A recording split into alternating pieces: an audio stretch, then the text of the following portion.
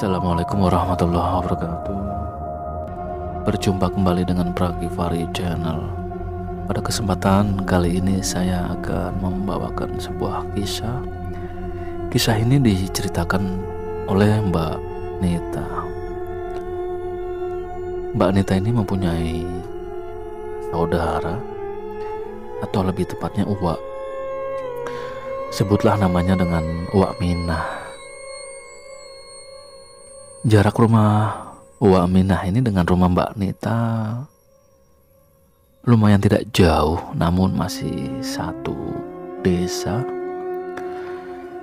Namun rumah Mbak Minah ini memang agak terpencil dengan dikelilingi oleh kebun-kebun tanaman yang sangat bervariasi ya.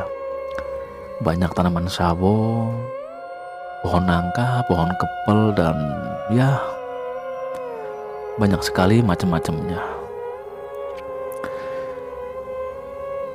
Sebetulnya Mbok Minah ini mempunyai 3 orang anak. Yang ketiga orang anaknya ini memang masing-masing telah berumah tangga. Mereka mempunyai keluarga yang jarak tinggalnya memang tidak dekat. Ada yang di luar desa dan bahkan 2 diantaranya di luar kota. Paling kalau bertemu ya pas sedang hari raya. Nah, kita kembali lagi ke kondisi rumah Mbok Minah ini ya.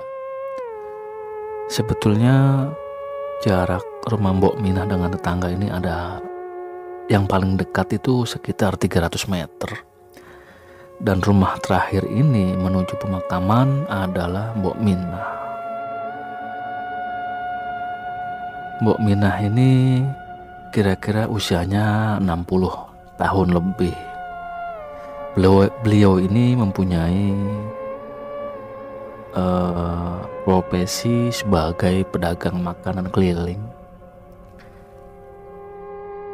seperti lontong, bakwan, dan lain-lain.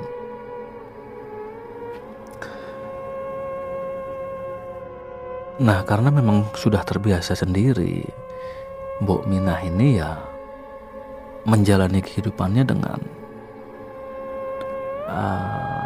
bersyukur, dalam arti tidak pernah mengeluh, selalu hidup dengan kesederhanaan.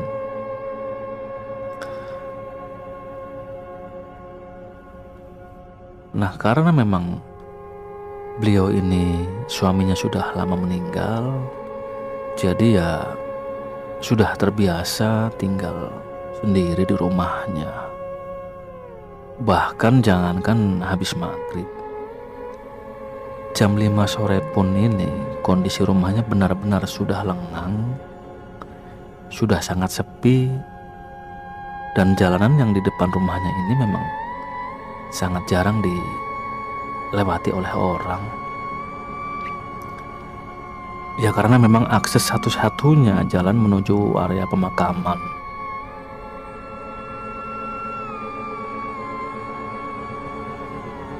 Ya kalau boleh dibilang kondisi rumahnya memang karena tinggal sendiri, kalau bagi yang tidak biasa memang sangat-sangat tidak nyaman. Namun bagi Mbok Minah ini, beliau ini sudah terbiasa dengan kejadian-kejadian yang aneh. Apalagi pada waktu itu kondisi rumahnya memang belum menggunakan penerangan listrik, hanya menggunakan dian atau lentera yang bahan bakarnya ini dari minyak tanah. Dan jika memang sudah siap-siap tidur, lentera ini memang dimatikan. Jadi murni benar-benar tidak ada penerangan. Nah, karena memang sudah sangat terbiasanya dengan gangguan-gangguan yang dialami, Mbok Minah ini bahkan sudah sangat kebal. Seringkali kadang-kadang korek yang bahan bakarnya dari bensin ini ya, kalau zaman dulu ini itu sering hilang. Kadang-kadang karena memang beliau ini merokok lintingan, akhirnya hilang. Atau bahkan ketika beliau ini tertidur ini, koreknya ini ada yang menyalakan, namun memang tidak ada sesosok ya, atau dengan sendirinya ini korek ini membuka dan menyala. Nah kadang kalau sudah waktunya jengkel ini, Mbok Minah ini benar-benar menghardik ke makhluk yang tidak kelihatan. Ya dengan bahasa mudahnya ini mengancam, kalau masih iseng bakal aku bakar kalian semua. Hardik Mbok Minah. Belum lagi ini di sebelah sisi kiri yang di situ ada tempat seperti belik ya. Belik ini seperti kolam yang memang bahannya dari cadas, batu cadas, dan ini kolam alami. Tidak jauh dari belik itu ada 2 buah pohon sawo yang sudah sangat besar. Pernah suatu malam ini, sekitar belum begitu malam, baru jam setengah 10 malam, Mbok Minah ini mendengar suara cekikikan seperti orang ngobrol di sebelah kiri. Posisi memang di luar. Cekikikan, ketawa-ketawa gitu kan. Nah suaranya memang perempuan kan. Karena memang kondisinya sudah mau tertidur, ini Mbok Minah terganggu kan. Dengan serta-merta ini Mbok Minah ini keluar dan menghampiri sumber suara yang memang ada di pohon sawo tersebut. Nah begitu sampai di sana, ternyata Mbok Minah ini melihat 3 kuntilanak sedang saling duduk satu arah menghadap ke satu arah dengan posisi saling memegang rambut, atau kalau kita lihat ini seperti orang saling mencari kutu. Ya tentunya karena memang sudah sangat jengkel ini, Mbok Minah ini menyiramkan air yang memang dibawa ya itu. Serta merta ketiga sosok ini menengok dengan senyuman yang menyeringai dengan suara yang sangat khas, suara cekikikan sambil seperti meledek. Nah, ketika memang sosok itu sudah masuk, Mbok Minah ini kemudian masuk ke dalam rumah kembali ya.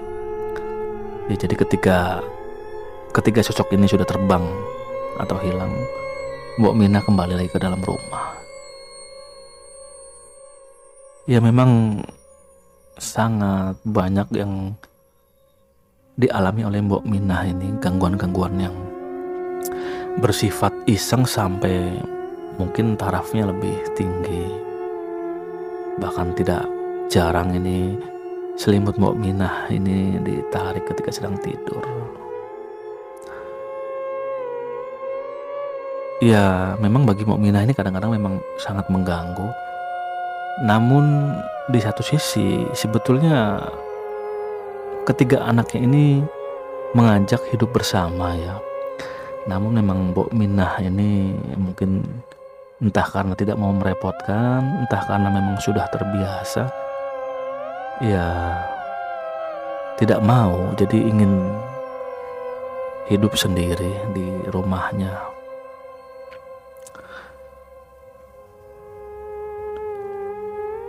Nah, pernah juga ini Mbok Minah mempunyai pengalaman karena memang rumahnya yang tidak jauh dari pemakaman, dan posisinya waktu itu sudah sehabis subuh ya. Cuma memang masih gelap gulita. Beliau ini mencari kayu bakar ke pinggiran makam. Kayu bakar di sini adalah bahan untuk memasak. karena beliau ini memang berjualan makanan keliling. Jadi kebetulan pada waktu itu memang kondisi kayu bakarnya habis dan beliau ini lupa ketika siang hari untuk mencari kayu bakar. Mau tidak mau ini beliau langsung mencari di pinggiran makam. Nah, ini beliau pulang. Nah, ketika pulang, beliau ini mendengar suara buah kelapa jatuh. Jatuhnya 2 kali, gedebuk. Nah, Mbok Minah ini penasaran, lalu dicarilah sumber suara yang memang di situ ada pohon kelapa.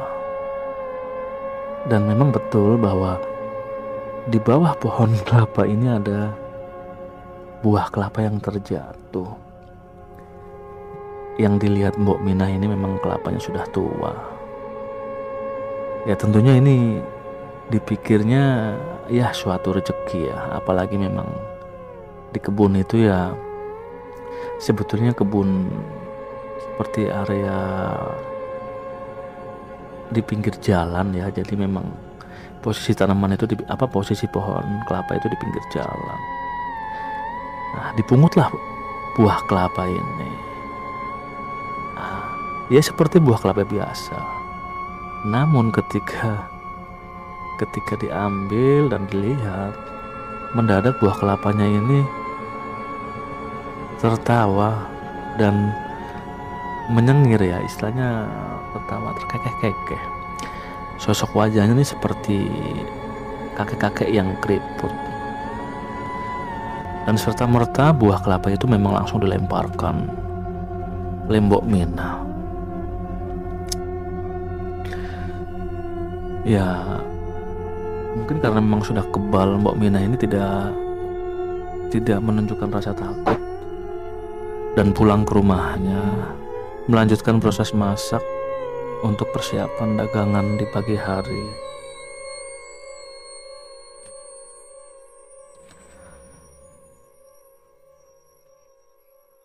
Ya kira-kira seperti itulah cerita yang saya simak dan saya mencoba untuk menceritakan kembali.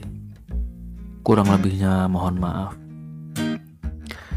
Saya ucapkan juga terima kasih kepada kawan-kawan yang sudah subscribe, atau yang memang belum subscribe juga mohon kiranya untuk subscribe ya, supaya saya agar lebih bersemangat lagi dalam berkarya. Saya tutup. Wassalamualaikum warahmatullahi wabarakatuh.